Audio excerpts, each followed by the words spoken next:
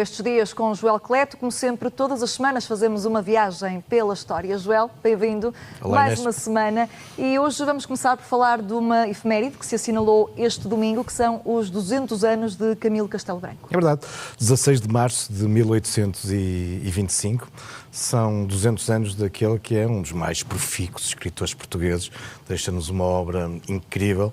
Ele morre com 65 anos, já em 1890, e produz de um modo contínuo pouco mais dos últimos 40 anos da sua vida, mas deixa-nos mais de 260 obras, e muito diversas, do romance, folhetim, poesia, peças jornalísticas, obviamente, também, crítica, teatro, poesia, história, enfim.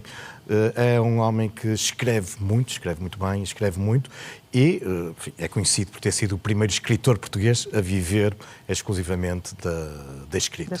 Da escrita e também, obviamente, da herança que tinha recebido do pai, que era um aristocrata transmontano, mas até por causa da vida boémia que leva Camilo Castelo Branco, enfim, ele não pode lapidar completamente a herança e tem também que produzir, e de facto vive muito daquilo que escreve. E a propósito desta efemeridade, há muitas iniciativas a acontecer por todo o país. É verdade, Inês. Através de uma única plataforma. Sim, pelo menos aqui no Norte, e foi uma ideia da Comissão de Coordenação e Desenvolvimento da Região Norte, a CCDRN, reuniu, enfim, grande parte das instituições, se não reuniu todas, foi porque pode não ter tido conhecimento de todas as instituições que estão a promover iniciativa em torno do Camilo Castelo Branco, e lançou há já umas semanas uma plataforma que pode ser consultada quer no Facebook, no Instagram, que é Camilo 200, Camilo a Norte 200, e através dessa plataforma conseguimos de facto ir acompanhando tudo aquilo que já foi feito e tudo aquilo que está a ser feito e aquilo que se está a anunciar para se realizar, porque em boa verdade as comemorações do bicentenário de Camilo, que também recordo não são dos nomes maiores da literatura portuguesa, mas é um nome de destaque quando falamos do romantismo em Portugal. E então quando falamos Vamos dizer que é o Shakespeare português. Então quando falamos do ultra-romantismo, quem é que nunca ouviu falar de Amor de Perdição, que é de facto a mais importante obra ultra-romântica escrita em português. E por isso inúmeras iniciativas estão a ser assinaladas por todo o país, e aqui no Norte temos essa possibilidade de, através dessa plataforma, vimos há pouco a imagem dessa plataforma, Camilo 200, Camilo a Norte, e os espectadores podem ir acompanhando ao longo deste ano a divulgação do que vai ser feito, e inúmeras coisas, exposições, palestras, lançamentos de livros, reedições, enfim, um grande número, felizmente, de iniciativas para assinalar os 200 anos deste nome maior da literatura em português. Já que estamos a falar destas iniciativas, vamos exatamente ver alguns exemplos das que estão a acontecer por estes dias, e vamos começar por Fafo. Sim, no domingo, exatamente no dia dos 200 anos de Camilo, e este é apenas um exemplo das inúmeras iniciativas que tiveram lugar no domingo, em Faf foi inaugurado um centro interpretativo sobre a relação de Camilo com Faf, mais precisamente com Passos. Camilo tinha amigos em Faf, aliás é para Faf que ele a determinada altura foge quando está a ser perseguido pelas autoridades que o querem prender, porque ele é acusado de, enfim, estar a copular com uma mulher casada, portanto é acusado de adultério, o famoso caso de Camilo com Ana Plácido, e ele está exatamente nessa altura por Faf. E, portanto, há uma grande ligação de Camilo a Faf, e foi neste domingo, então, apresentado este centro interpretativo, uma iniciativa que juntou imensa gente e muitos vestidos à época, enfim, aqui um ambiente camiliano que marcou a inauguração deste centro interpretativo em Faf.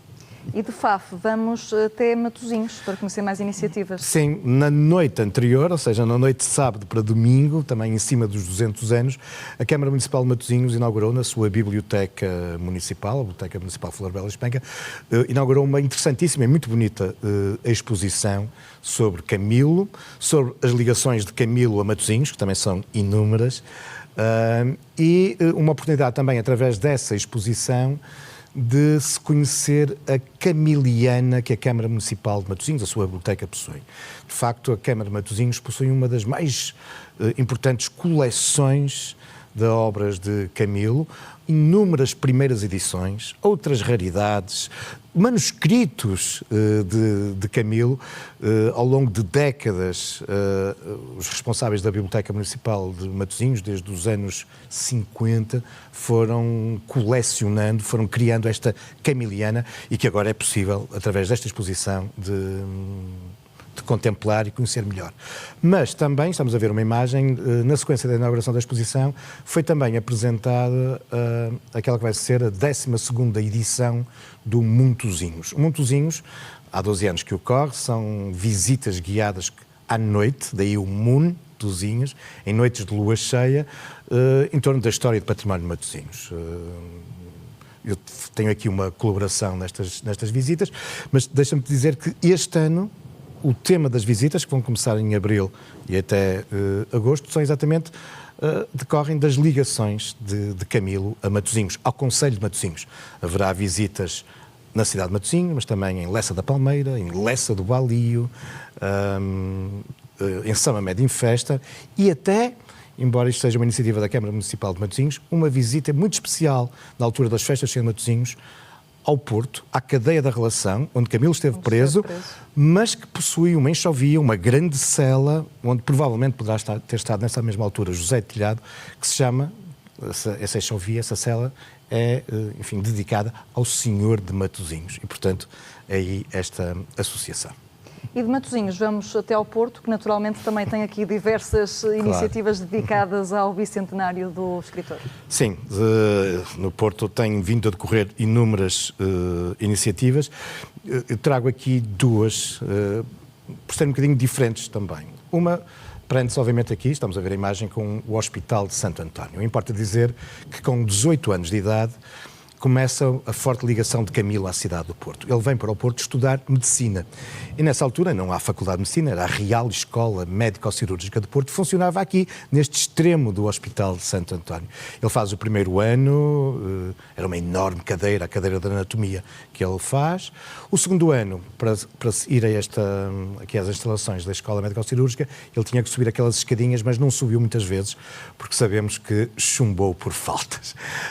Tinha começado a sua vida de boémia e, enfim, a medicina ficou para trás. Ora, o Hospital Santo António apresenta, e estamos a ver uma imagem nos nossos dias, um espaço museológico muito interessante, que vale a pena visitar, que é o Museu do Centro Hospitalar do Porto. E por estes dias, e a propósito do bicentenário de Camilo, no Centro Hospitalar é possível ver isto, que nós vamos ver agora já na imagem seguinte, que é documentação dos arquivos da Faculdade de Medicina da Universidade do Porto, documentos que atestam as matrículas de Camilo e, enfim, o ter feito o exame da anatomia. Isto porque até a determinada altura se criou um mito, ou se achava que era um mito, que ele tinha estudado mesmo medicina. Não, estudou e até fez o primeiro ano. E estão aí os documentos para provar. O segundo tema relacionado com o bicentenário de Camilo no Porto aconteceu durante este fim de semana e foi uma peça teatral pela Jangada Teatro, companhia de teatro que está sediada em Lousada, com uma enorme iniciativa. Está, por esta altura, a comemorar os seus 25 anos de existência, esta companhia de teatro. Tem uma iniciativa intensa, principalmente ali no Vale do Tâmega e do Sousa, mas faz muitas outras apresentações por muitos outros sítios e, neste caso, que resulta de uma parceria entre as bibliotecas do Porto e a Casa das Artes Vila Nova Famalicão, levou à peça, ou está a levar à cena, assim aqui é, esta peça chamada Ana Plácido. Ora, Ana Plácido tem tudo a ver, obviamente, com o ambiente e a cultura camiliana, porque estamos a falar da grande paixão da mulher que marca a vida e também a obra de Camilo. É aquela que o leva à prisão durante um ano, acusado de adultério. Ora, esta peça que se centra não tanto em Camilo, mas exatamente nesta mulher, que era uma belíssima poetisa, uma grande tradutora e que foi também, enfim, um esteio importante na produção de Camilo. Esta peça foi apresentada sábado e domingo, voltará a ser representada no auditório da Biblioteca Almeida Garrett no Porto e seguramente depois vai entrar em itinerância e por isso os nossos espectadores vão ter a oportunidade durante os próximos meses de ver esta belíssima peça, Ana Plácido. Quem quiser ir ver, fica também aqui a indicação de que vai continuar em cena. Mas para além de Camilo, temos aqui também outros destaques claro. Por estes dias desta semana. Um deles é os 900 anos de Ponte Lima. É verdade, e o Porto Canal tem vindo a acompanhar esta efeméride. Exatamente, tivemos uma emissão especial, aliás. Exatamente, e temos vindo a dar notícias, porque de facto são 900 anos da atribuição do foral de Dona Teresa, constituindo a vila de Ponte de Lima, a mais antiga do nosso país. E a autarquia e outras instituições do Conselho têm vindo a promover um conjunto bastante significativo e assinalável e muito qualificado de iniciativas para assinalar esta efeméride, estes 900 anos.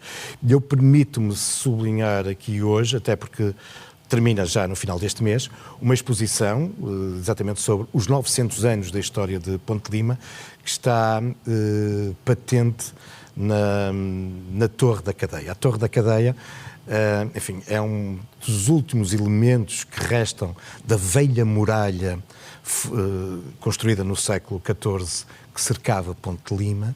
E, restam algumas das torres e uma delas, a determinada altura, foi utilizada como cadeia, ainda hoje é conhecido como cadeia. É um espaço que é utilizado pela autarquia como posto de turismo, mas também para exposições e, neste caso, estamos a ver aqui imagens, uma belíssima exposição que nos permite, então, percorrer os 900 anos de história de Ponte de Lima.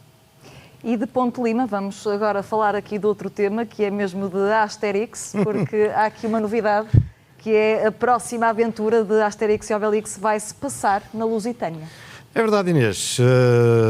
Pode parecer um bocadinho estranho que num programa sobre história e património falarmos da Asterix. Não é a primeira vez, se calhar porque eu sou um fã da Asterix, mas porque importa lembrar que esta série de banda desenhada, que está a caminho dos seus 70 anos, importa dizer, ele começa a ser publicado no final dos anos 50 do século XX, a Asterix é uma forma através da qual muita gente, acaba por começar a descobrir a época romana, uma vez que Asterix e Obelix vivem numa aldeia de gauleses, enquanto toda a Gália já foi conquistada por Júlio César, eles resistem ainda e sempre ao invasor. É assim que começam todos os episódios. Sabemos que, claro que é uma banda desenhada, está repleta de coisas efabuladas, de alguns erros históricos, o mais importante dos quais, importa sublinhar, é que essa personagem importante que é o Obelix, que anda sempre às costas com um menir, é um erro associar os menirs, os dólmenes, as antas, a esta época, ao período da Idade do Ferro e ao início da romanização. Não. Sabemos que os menirs são do Neolítico, são muito mais antigos, mas deixa-me dizer, Inês, que quando nos anos 50 Goscinny e Oderzo começaram a desenhar e a fazer as histórias da Asterix, nessa época os arqueólogos e os pré-historiadores achavam mesmo que os menirs eram deste período. Será depois nos anos 60 e 70, com o desenvolvimento das datas de carbono 14, é que chegou à conclusão que afinal eles eram muito mais antigos. Mas para chegar à questão que estás a colocar, e sim, é uma belíssima notícia, é uma notícia de hoje, foi revelada hoje de manhã, para os portugueses, depois de quase 70 anos de espera, sim, vamos ter aventuras de Asterix e Obelix na Lusitânia.